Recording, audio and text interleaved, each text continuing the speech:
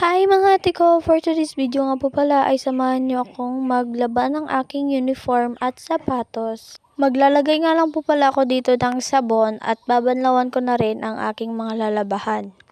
Pagkatapos ko nga rin po palang maglagay ng sabon ay sunod ko naman ang binalawan ng aking uniform.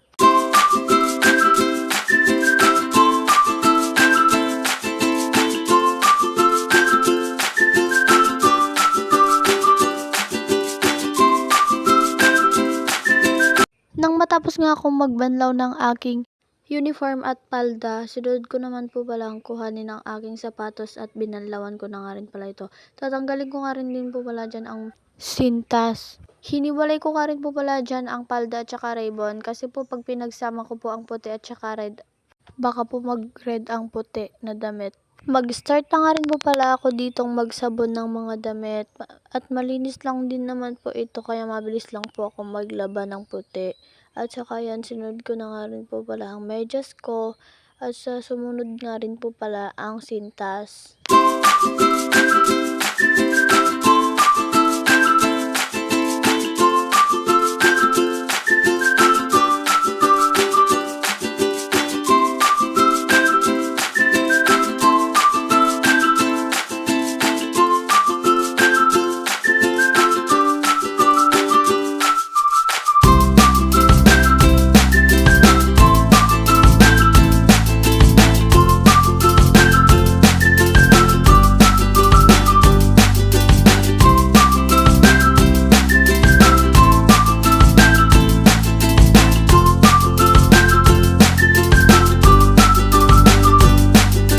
Malapit na nga rin po pala ako dyan matapos sa pagbabrush ng sintas at susunod ko na nga rin po pala ang aking palda.